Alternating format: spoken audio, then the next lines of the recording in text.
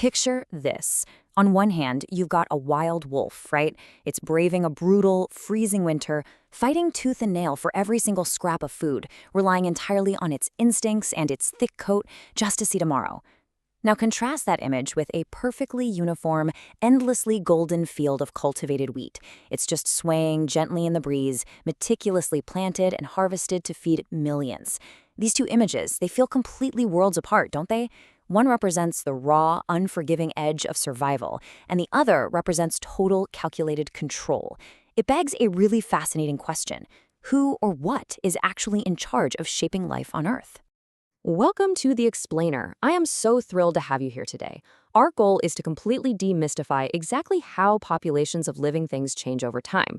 We're going to crack open the blueprints of biology and examine two very different but incredibly powerful designers that are constantly at work shaping the world around us, and those are nature and humanity. Okay, let's dive into this. This is the central narrative we are exploring today. Who is really shaping the traits, the behaviors, and the very biology of living things on Earth? To truly answer this, we have to understand the mechanisms of change. We gotta know the rules of the game.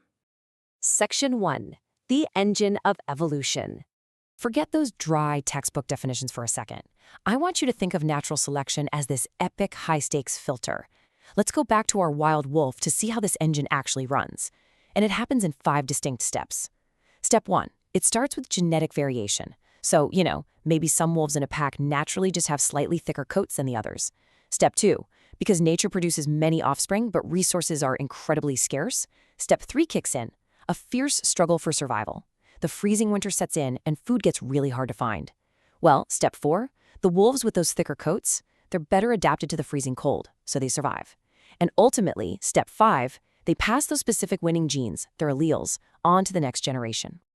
So here's the absolutely crucial point. Simply surviving that brutal winter or outrunning a predator, it's actually not enough on its own. The ultimate prize in the game of natural selection is genetic. It is entirely about passing those winning alleles, the specific genetic codes that gave you that edge, down to the next generation. If you survive but you don't reproduce, the engine just stops with you. The traits only persist if the alleles are passed on. And that brings us to a really important definition: adaptation.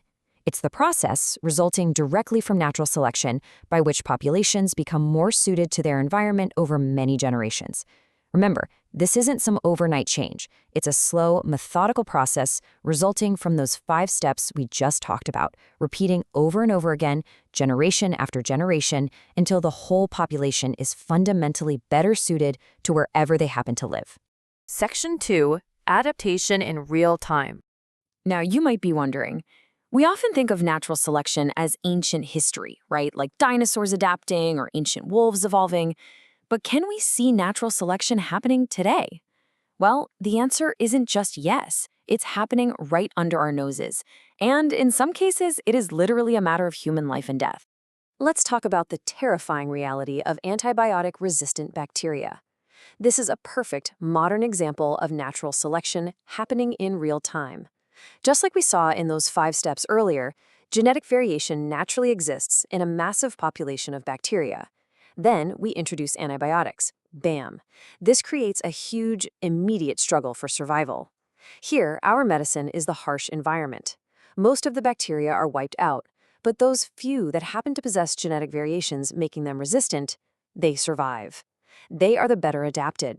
So they reproduce, and those resistance alleles spread incredibly rapidly to the next generation. These bacteria are adapting to the environment we created, and man, they are doing it fast. What we've seen so far proves a really fundamental truth about this whole process. In natural selection, the designer isn't a conscious mind. The blind environment is what selects the winners.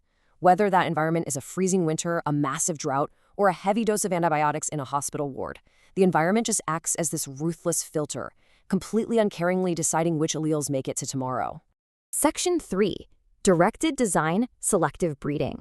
Now, what's really interesting about this slide is what happens when humanity decides we don't want to wait around for the blind environment. We step right into the driver's seat. Notice how much more streamlined artificial selection is compared to nature's 5-step struggle. It's a deliberate 3-step process. Step 1. Humans select individuals with desirable features. Step 2, we cross these individuals to produce the next generation. And step 3, we simply select the offspring that best show those features. And we repeat the whole thing. There's no blind struggle here. It is highly calculated, completely intentional design. And we've used this precise method over many, many generations to completely transform our world. We've used it to radically improve the crop plants that literally make up our global food supply. We've used it to enhance domesticated animals, whether we're talking about breeding cows that produce way more milk or dogs with very specific temperaments. Fun fact, did you know that broccoli, kale, and cauliflower were all selectively bred from the exact same wild mustard plant? No way, right? But it's absolutely true. We are literally designing organisms specifically to meet human needs. That field of perfect wheat we saw at the very beginning of this explainer, that's the direct result of countless generations of selective breeding. And here is the defining characteristic of this entire process. We select for desirable features, not basic survival. Think about it. A modern ear of corn or a purebred dog might not survive a week out in the wild on its own. But that doesn't matter in artificial selection. We are the environment now, and our desires, whether it's crop yield, taste, or how an animal looks, dictate who gets to pass on their alleles. Section 4, Nature versus Human Choice.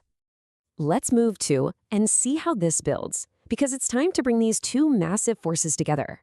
When we compare them side by side, the differences are pretty stark. First, consider the selector. Nature relies entirely on the blind environment, while artificial selection relies on us, humans. Next, look at the goal. Nature's only goal is basic suitability to the environment. It's really just about getting by. Our goal with artificial selection is isolating those desirable features for our own use. And finally, the result. Natural selection yields adaptation over long periods of time, whereas artificial selection results in dramatically improved crops and animals tailored exactly to our specifications. And this brilliantly illustrates the core philosophical difference at the heart of biology. Nature selects for survival. Humans select for desire. It's like nature is playing this desperate game of continuous existence, while humanity is playing a totally different game of optimization and preference. So, what's the big takeaway here? What you should take away from this explainer is that neither of these forces exist in a vacuum. A delicate, ongoing balance of power is constantly shaping our world.